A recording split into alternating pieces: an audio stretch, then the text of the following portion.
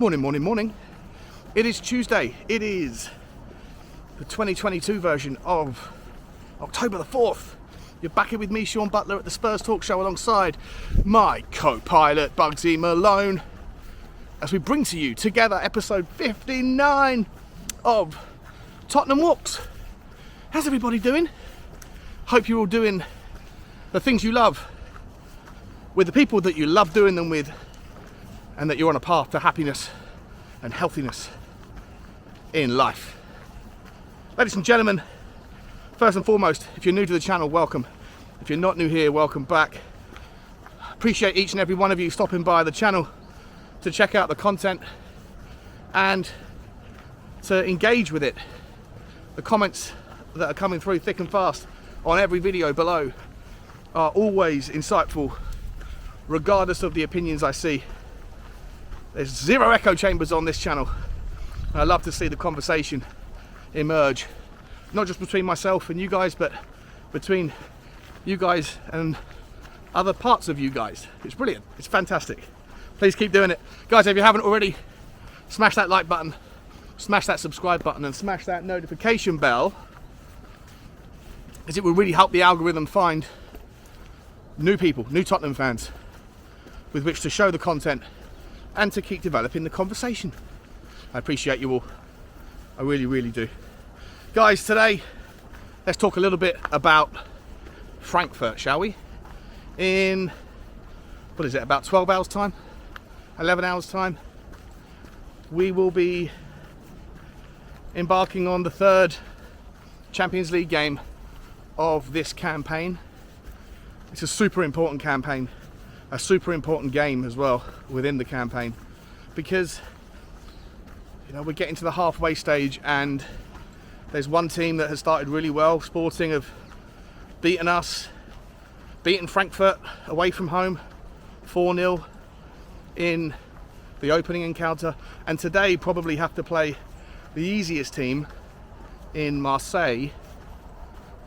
Not that there's any easy teams, but without being disrespectful, you'd probably say Marseille have got the weakest squad. And they're playing them away from home, which of course is no easy gimme. Playing in France is always an exciting and quite powerful atmosphere. But on the presumption that they are going to win tonight, then that will put them on 9 points from 9. And at that stage, having played 2 games away from home in their opening 3, you're probably going to put them down as the league winners, the group winners. And so then it really becomes, in a nutshell, in all likelihood, between Tottenham and Frankfurt to see who gets the second spot and probably who goes into the Europa League. And because of head-to-head rules, it matters what the result are or is tonight, and then what the result is at home. If Frankfurt were to win tonight, Tottenham would have to win by a bigger margin to guarantee themselves second place if everything else worked out the way that we think it might. So it's really important that we put in a really good shift tonight. It's massively important that we forget about Arsenal, apart from one factor, and that factor is that we see a reaction from the Arsenal game. But the players need to get that disappointment and that monkey off their chest. It's done. It's over. We'll smash them later in the season. Hi guys. So for now we just need to focus on the task in hand, and it's not an easy task. Frankfurt they're a very good team. They won the Europa League last year, playing some really attractive football with their wing-back system. They play a 3-4-3 traditionally as well. They obviously lost Kostic, so they're not quite the same team as they were when they had him. But they have done a fairly decent job in kind of rebuilding in the short term. They haven't spent a lot of money. They have got a couple of really good players in Kamada in the centre, as I said yesterday. And I think it's Mwene up front. Kamada's got 6 goals and 3 assists, and Mwene I think's got 3 goals and 6 assists or something like that. But on top of that, they have stability and balance to their team. And look, they're also on the back of good form. They've got really good home form at the moment. They also managed to beat Marseille in their last Champions League game, and they have won the last 3 games in all competitions on the bounce. So they're not a team that we should take lightly. And Tottenham, obviously, in Europe are a frustrating team with not only our performances but our results as well. Hiya, morning. Away from home has never really been a successful part of our European history, at least in the last few years. I think the last time that we won away from home, or the last 2 times we won away from home in Europe, I could be wrong about this, but from memory, I think it was against Genk in the Europa League 3 seasons ago, or 2 seasons ago. And before then, I think it was against Plovdiv. I think it was Plovdiv in Bulgaria in the qualification round, or something like that. So, you know, if you look at the form and the stats, then, you know, you'd think it would be a tough night in Germany for Tottenham. We are the favourites though. Looking at Bet365, Bugsy out there, we're not going swimming, come on. I think Tottenham have got a 43% chance of winning. I think the draw was at 27%, and Frankfurt had a 30% chance of winning. So we are technically the favourites to win. But like I say, I think for me, the most important thing is to not lose. If you can get a draw, it'd be a fairly decent result, and then we take them back to our place next week and hopefully turn the screw and get a victory. But not losing, right? That's what you want to do in Europe. You want to win your home games and not lose your away games. And if you can do that, then you're always going to be okay. But how do we do that, right? How do we do that, guys? Well, you've got injuries galore in key areas. Not injuries galore, I take that back. 2 major injuries into players in the same position. Decky confirmed to be out, not only for today and Brighton on Saturday, but Conte said in his press conference he's not even sure if he'll be back for the home leg against Frankfurt. So Decky's out for at least 3 games, maybe even 4, right? Which is a massive hit. What makes it worse is that Lucas Moura is out for the foreseeable. Apparently his tendon is just causing him all sorts of grief, and the doctors can't seem to find the solution. There seems to be a recurring theme with some of our medical staff, doesn't it? Oliver Skip before, Tanganga before that. There's just, it's a theme that you constantly hear, that there's like, that players have injuries, but for some reason they're never easy injuries. They're always complicated, or the solution involves them getting injured some other way and having setbacks. Very frustrating. And talking about frustrating, that press conference last night, it was frustrating to watch, but it was frustration etched on the face of Antonio Conte. The journalists were pushing and prodding, trying to get a reaction from him, asking him questions around, you know, the fans' frustrations, right? The fans getting annoyed by the fact that you haven't played Jed Spence. The fans getting annoyed by one thing or another. 3-4-3, 3-5-2. What's going on? And Conte, I think quite rightly, looked annoyed and said, you know, the fans are the fans, right? You guys can have your opinions, but I'm in charge, I'm the daddy, and I'll do what I think's best. You don't see what I see. So trust me or don't trust me, listen to me or don't, but I'm not going to bend to the whim of the fans. Now, some people would say that that's absolutely correct, and I think it is absolutely correct, that the fans shouldn't ever influence the manager's position.